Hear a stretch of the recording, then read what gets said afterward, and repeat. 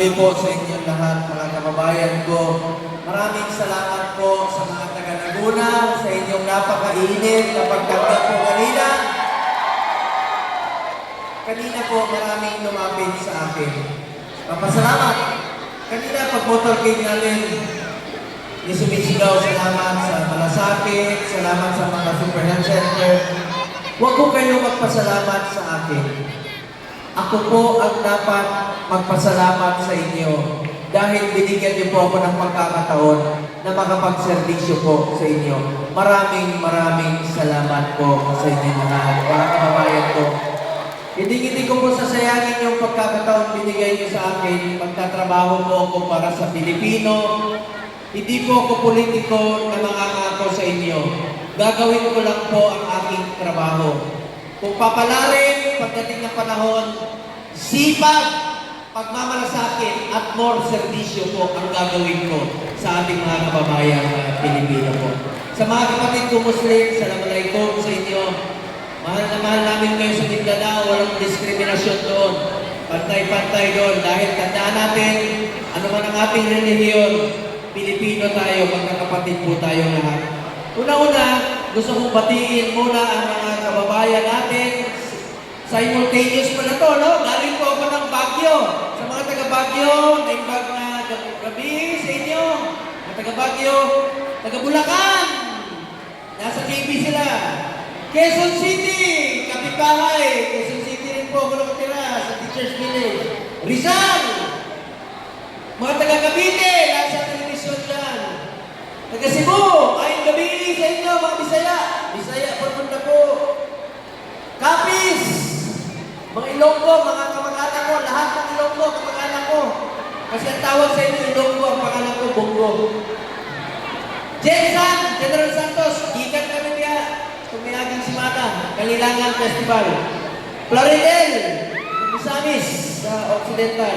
Malay-Balay, sa Bukidnon, Silingan. Abusan del Sur, sa Caraga, salamat kayo. Mga taga-Ilang, sila, Ilang, Silingan ka. Davao rin. Taga-Toril, Davao. Davao del Sur, Silingan ni Bato. Davao de Oro, mga Silingan, taga-Davao Oriental, Borneo, Lulong-Lula. Salamat kayo, may gabi sa mga oray, maupay ng gabi. May gabi sa inyo tanan. Magandang gabi po sa inyo lahat dito po sa Laguna. Mahal na mahal ko kayo. Parati naman po ako dito. Sunog, baha, putok ng bulkan, dyan sa Batanggenyo rin po ako. Adopted son po ako ng Calabarzon.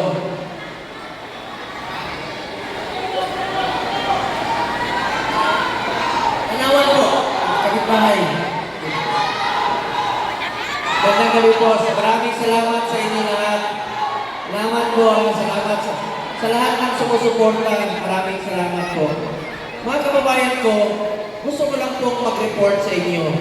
Bilang inyong senador, I authored 16 laws, principally sponsored 82 laws, and I co-authored and co-sponsored 185 laws. At wala po akong absent sa Senado. Tuloy-tuloy po yan. Sipag po ang pwede ko i-alay sa inyo. At bilang chairman ng Committee on Health, tatlo po ang aking naging prioridad. Malasakit Center, Super Health Center, at Regional Specialty Center. Dito sa Laguna, meron po kayong dalawang malasakit center dito sa San Pedro at sa Santa Cruz sa inyong ospital. Mga kababayan ko, kung may mga pasyente kayo na kailangan ng tulong, nabitan niyo na po malasakit center ang aming opisina. Tutulong po kami sa abot ng aming makakaya. Pangalawa po ang prioridad ko, Super Health Center. Iba rin po ito. It's a medium type of a polyclinic. Pwede po dyan yung panganak, dental, laboratory, x-ray. Tingnan niyo po, itong Super Health Center.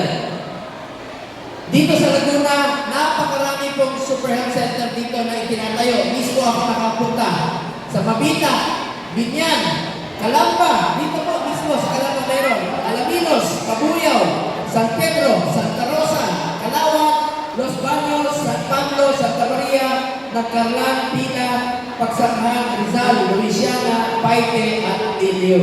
Yan po ang mga Super Health Center. Ang mga buntis, pwede manganak yan. Tingnan niyo po Ito po, sa Lake Cebu, sa South Cotabato, bundok. Ang mga buntis doon, 2 hours ang biyahe, nanganganak sa tricycle, sa jeep. Ngayon, meron na silang super center. IPs po yan sa mga kapatid natin indigenous people. Tuwang-tuwa ang mayor, tuwang-tuwa yung kapitan, sabi nila, Sir, pakalanan namin sa iyo itong bata kasi bago ka dumating, pinanganak na. Pagtingin mo sa bata, babae. Sabi ko, paano mo pangalanan sa akin? Lalaki ako. Sabi niya, hindi problema yan. Pangalanan natin ito ng bongga. Ibig kong sabihin, nangyayari sa totoong buhay yung ginagawa ko. Kahit sa sulong ng Pilipinas, halos napuntahan ko na. Mula Apari hanggang Hulo. Lindol, sunog, putok ng vulkan, tulong sa mga mahirap, pinupuntahan ko yan. Dahil gusto kong ilapit ang servisyo ng gobyerno sa ating mga kababayan, Pilipino. Tulungan natin yung mga mahirap natin kababayan. Pangatlo po, Regional Specialty Center. Ako po ang principal sponsor ng batas na yan. Priority naman po yan ngayon, no? Napagtatayo ng mga heart center, kidney center, neonatal, at iba pang mga specialty center. Chairman din po ako ng Committee on Sports. Ayaw kong masayang ang inumpisahan ni former President Duterte na labanan ang kriminalidad at ang illegal na droga. Through sports, itong akin, iniinganyo ko po ang mga kabataan to get into sports, stay away from drugs, to keep us healthy and fit. Meron na tayong eskwelahan sa New Clark City. Pwede mag-aral at the same time mag-training ang student athletes. Ako sa author at co-sponsor. Eskwelahan po yan. National Academy of Sports yan po. May pasilidad na po. Ngayon, proud po ako. Chairman ako ng sports 2019. Alam niyo ba, nakamit natin ang kauna-unang gold sa Tokyo Olympics noong 2020. Ngayon naman, nakadalawang gold tayo sa Paris Olympics, di ba? So, suportahan natin ang ating mga atleta. Chairman din po ako ng Committee on Youth. Sa mga kabataan, kayo po ang kinabukasan ng bayan ito. Mag-aral kayo ng mabuti. Yan po ang puhunan natin, edukasyon. Dala-dala natin yan sa pagtanda. At magiging masaya ang magulang natin kapag nakapagtapos tayo ng pag-aaral. Ako mismo, may anak rin po ako na summa cum laude sa accountancy sa Lasal at class valedictorian sa College of Law sa Ateneo po. Pareho po sa number 1 sa batch ka. Masaya po ako, proud po ako bilang magulang. Ganon din po mararamdaman ng mga magulang. Ngayon, may pakiusap lang po ko sa inyo. Ayoko po manira. Gusto ko lang po nabigyan po ang Pilipino ng karapatan pumili. Will of the people. May pakiusap lang po ako sa inyo. Mahalin po natin ang Pilipinas. Ngayon, unang-una, please lang, kahit unahin niyo po sila. Unahin natin yung mga kasama natin. Unang-una, makita niyo po yung pag-organize ng rally na ito. Mga tao po ito ni Pastor Kibuloy. Alam niyo, matagal na silang magkaibigan ni dating Pangulong Duterte. Wala pa po ako kay Pangulong Duterte. Magkaibigan na po sila. Napaka-well-organized po nito. Itong taong ito, nakalaro ko rin po ng basketball. Isang charismatic, spiritual leader po at may leadership po. Palakpakan natin, Pastor Apollo C. Kibuloy! Pangalawa po, tulungan niyo po ang mga kasamahan ko. And of course, by number na lang, no? Si Attorney Jimmy Bondo, matalino, isa sa mga naghikayat kay Pangulong Duterte na tumakbo bilang Pangulo. Magaling po ito. Asset po ito sa Senado, Attorney Jimmy Bondo. Palakpakan po natin. And of course, ang aking partner sa Senado, 25 years, magkasama na kami. Kung gusto niyo po ng maayos na servisyo para sa mga kasama natin ng Pilipino, hindi magiging successful na labanan ng kriminalidad kung hindi isang tao nito. Napakagaling po. And I assure you, itagaan niyo sa bato, Senator Bato de la Rosa. Palakpakan po natin. At pangatlo, ayun, siyempre, ang inyong Mr. Malasakit. Alam ko naman hindi niyo malilimutan yan. Kaya sabi ko nga, unahin niyo silang lahat, mga kasamahan namin sa Duterte Senatorial Slate. Pero alam ko naman hindi niyo malilimutan ang pangalan ko. Mamaya ako sasabihin kung bakit. Susunod, supportahan natin ang ating Ilonggo Pride of Visayas, Attorney JD Hindlo. Palapakan ko natin.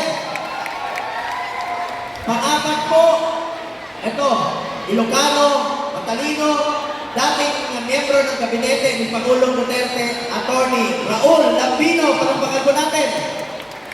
And next, kaklase ko po sa Commission on Appointments, napakagaling, isa sa aking hinahangaan na kongresista, Congressman Rodante Marcoleta. Long overdue na po yan sa Senado. Noon pa dapat, Senador na yan. Susunod, and of course, nabanggit ko na kanina si Pastor Tibuloy. Susunod, ang kasamahan namin, another, matalino po ito. Magiging asset rin po ito. Attorney Vic Rodriguez. Palagpakan po natin. And last but not the least, wala, sabi ko, kumanta siya ko. Hanggang na. Ayun, huwag ka kumalis. Takot ka raw eh. Sabi ko, kumanta ka, kantahan mo lang sila. Huwag kang matakot na... Yan, si Mr. Efectivo. Mamaya, pagkatapos ko magsalita, tatawagin mo siya. Mr. Efectivo, Philip Salvador ko. Alam ko, 71 years old na yan si Philip. Pero may asin pa yan. Kanina po, magkasama kami sa motorcade. Nag-jacket. Paghubad niya. Basang-basa. May asin pa talaga. Pero, mabago yung asin niya. Kaya, Mr. Efectivo po siya sa Senado. Palapakan natin, Philip Salvador. Idol ko yan, nung bata pa ako. Sa pelikula.